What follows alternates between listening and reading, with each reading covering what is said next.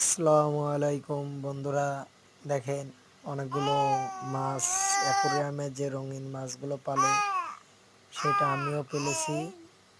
যদি কারোর লাগে তাহলে কমেন্ট বক্সে কমেন্ট করবেন।